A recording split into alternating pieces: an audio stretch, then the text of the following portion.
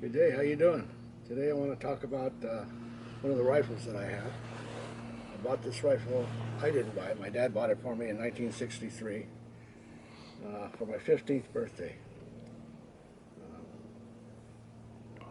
It's a Model 70 Winchester 364 with the Bosch and Lone 6-power scope on it.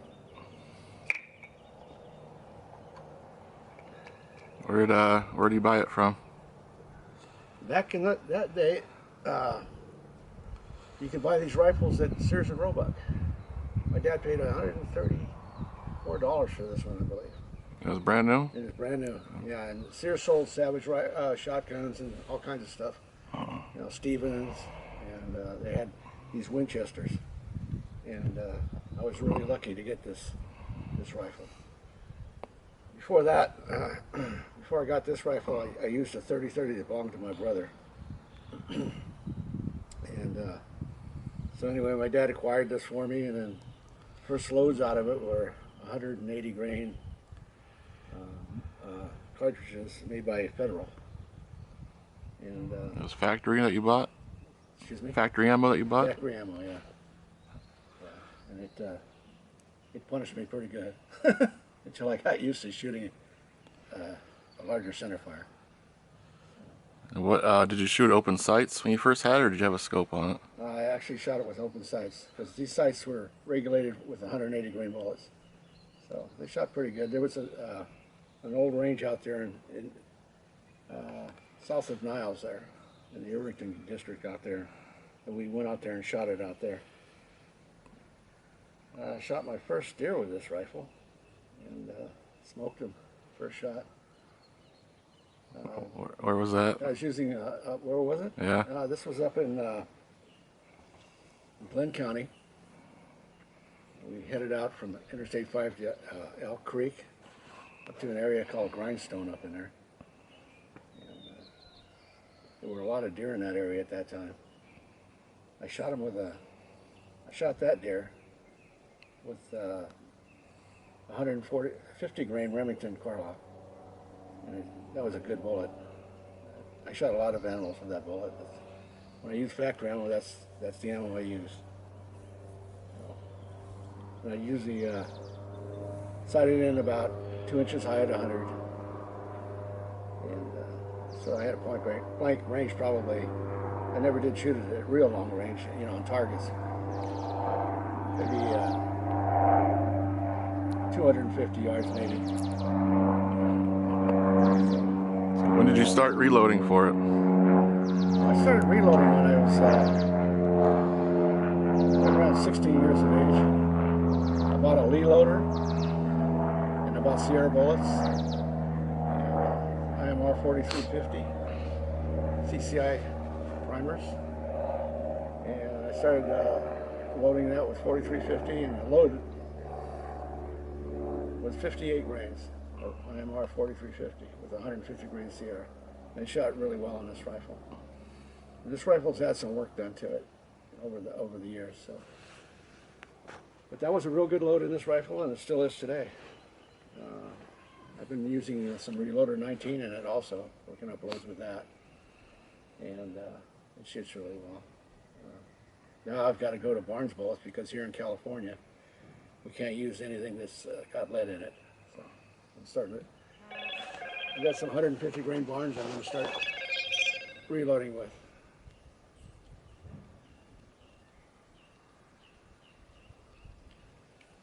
So what else have you done to it over the years? Well,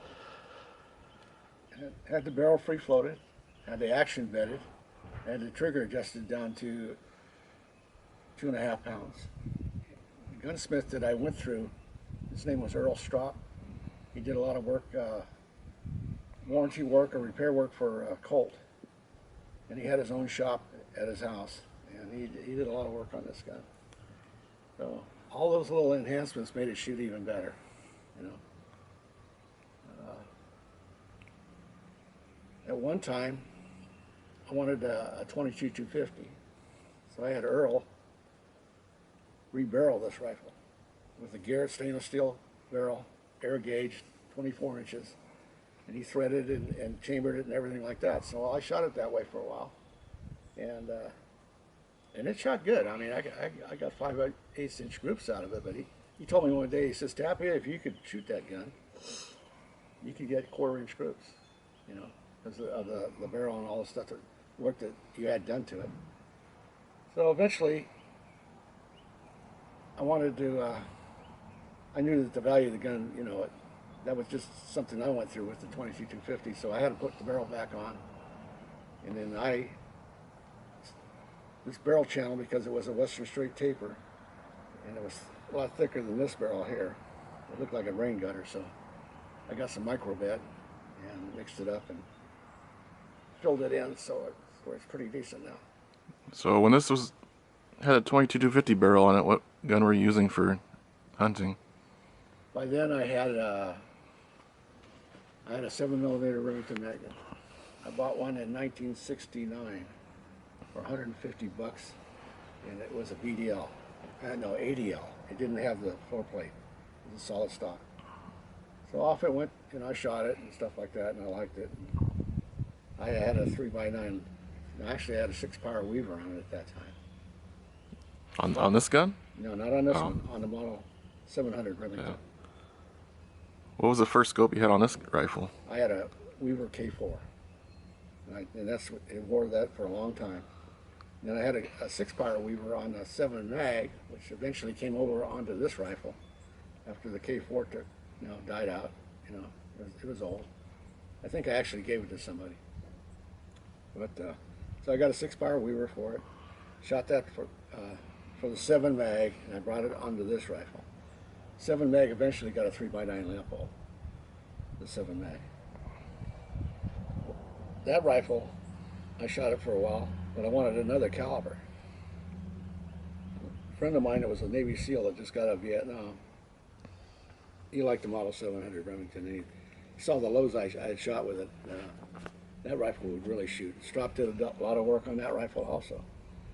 It's about the same stuff that he did here, the trigger, free floating, and the bedding of the action to the stock. So that rifle shot really good with 140 grain Sierras and 68 grains of Hodgins 4831 with a Federal 215 primer. Killed a lot of deer with that thing. Anyway, I wanted another rifle, and I wanted to play with a 270. So that's something else we can look at later. It's a Ruger Model 77 and 270. It went over to Stropp's place too. I liked his work. He did really good work. Did you refinish this stock or no? Yeah, this one I did. I got into doing some of my work myself. This one here was. Did it need it, or did you just decide to go do it one day? Oh well, it had a few nicks in it and stuff like that. A friend of mine was holding it one day, and we were up in the snow, and he dropped it in the snow and put a little thing in the stock here. So what I did, I decided to use Birchwood Casey's True Oil. So, you know, sanded it down lightly, used steel wool, put several coats on there, True Oil. And it's pretty good. It's durable finish. It's nice. It's easy to fix, you know. It's not like a polyurethane finish where you have to really go after it to put another finish on it. Anyway, it's worked really good. It's been very durable. It looks nice. And when I bedded this, I used micro bed from Microsite in Belmont.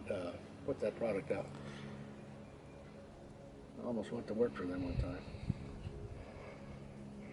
George, the boss there, he offered me a job, but I was between jobs, and I got lucky and got hired by the city of Hayward, so I took that job instead.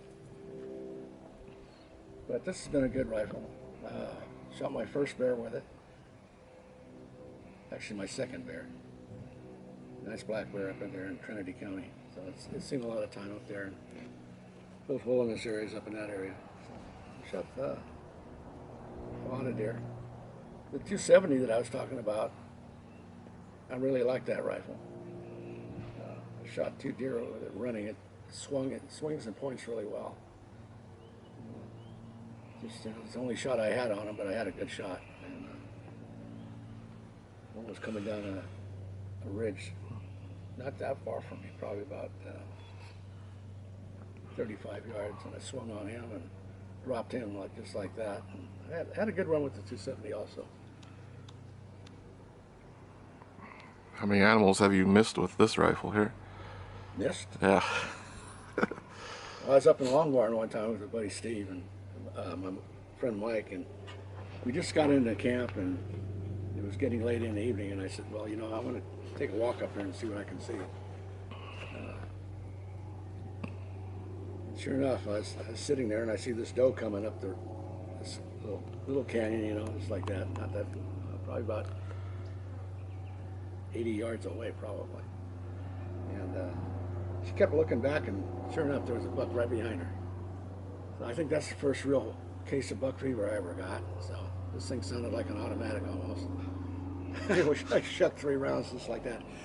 So anyway, so I swung and, you know, I led the deer a little bit, but not much. But you know, I had the crossers like right at the top of its back, and boom! I squeezed the shot off. The shot went right over the top of its back. Racked another round into it. By that time, I was gone, man. He didn't freak out too much, you know. He ran a little bit forward, a little bit further, maybe about 25 yards, and stopped for a second. I put the crosshairs in the same place.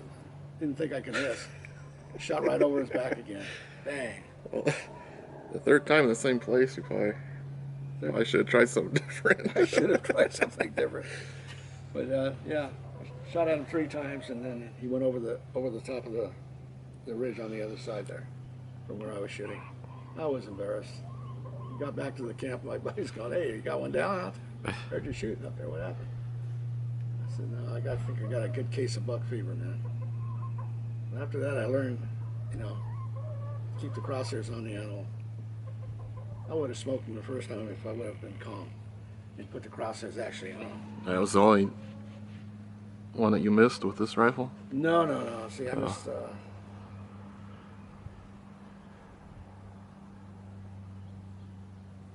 trying to think.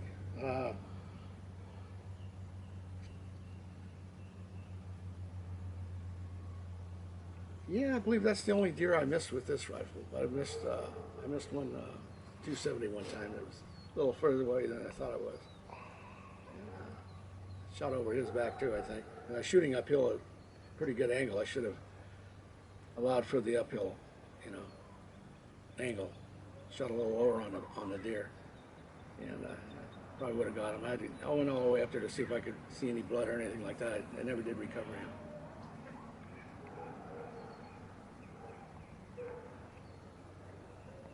No, that's the only deer I actually missed that I shot. Oh yeah, wait a minute, there was another deer. Yeah, I was up there in Trinity County again, and some ranger that we knew, that Paul Gonzalez and his wife, he told me, he says, you know, you ought to go up on the ridge up behind your dad's place up there. He says, I've hunted back there. It's all national forest, and he says I've got a few nice bucks off that area up there. Well, I went up there. It's called Barnum Ridge. Went up there behind the place, and that's almost to the top of the ridge where it goes over into Sweet Creek. And this buck gets up, and he's looking right down at me, and all of a sudden he just takes off. Anyway, I swung on him. I did lead him. Squeezed the trigger, and I missed him. He was gone. You know, I must have shot behind him maybe. I didn't lead him far enough. But that was a nice buck. Yeah, it took me a while to remember that one. You don't always remember the ones you miss. But that was a good time. Yeah. This thing though, when it hits them, it hammers them really well.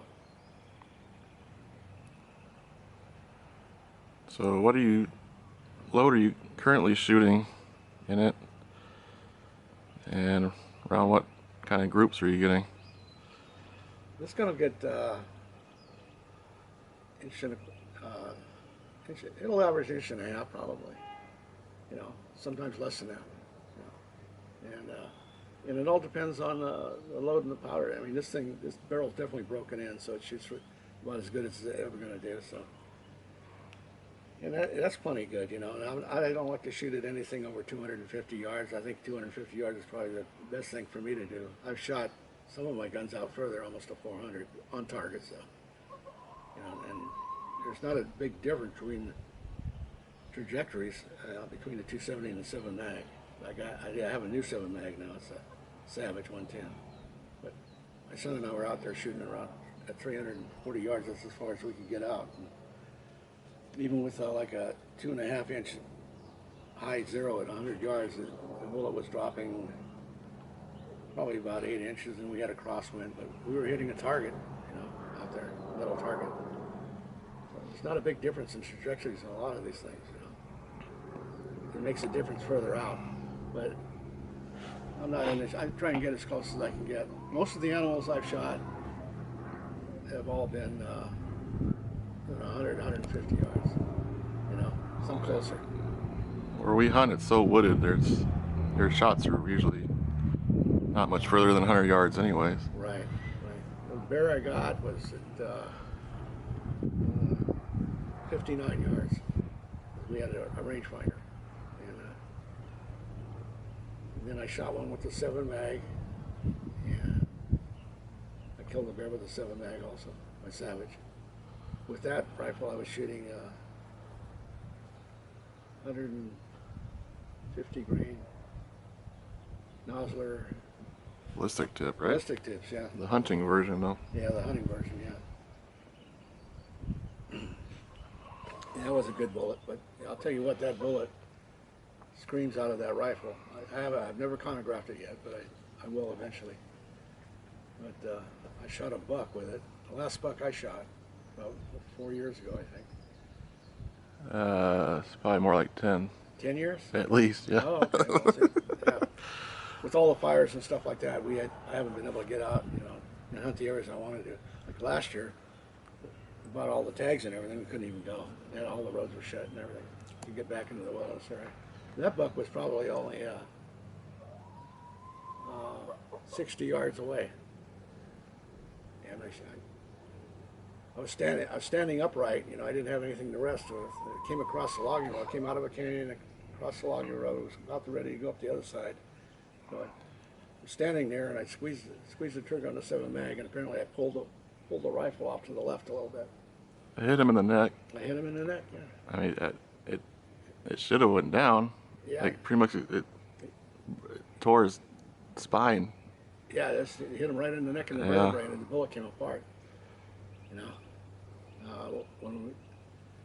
He didn't go far. He just went. He went 20 more yards and then 20 was more laying yards, down there. And he laid down, so I went as fast as I could to get over there again. I chambered in another round in, and I put one through, right through his motor room. So, and he died. But it was interesting when we.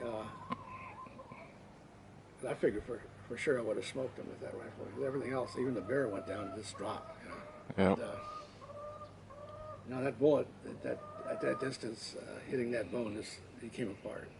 It didn't penetrate to the other side, hardly. So that was interesting. So now with the new Barnes bullets and stuff like that, and I started loading the Nosler partition. I got a whole bunch of those, but I can't use them in California, unfortunately.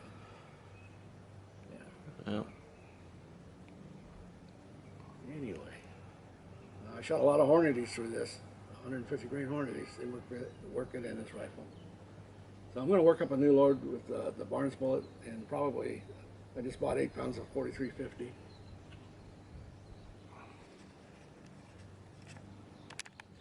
So if you ever happen upon one of these rifles and you can afford to pay the price of today's prices, I'd recommend you get it.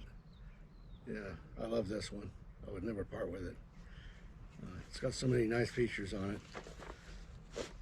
You know, control round feeding, 3-position safety, the bolts nice and smooth and everything. Easy to take apart if you need to clean the bolt, that kind of stuff. You know, the firing pin, all that stuff comes out real good. So anyway, if you're interested in any more gun stories, let us know. You can find us at Tappy Outdoors.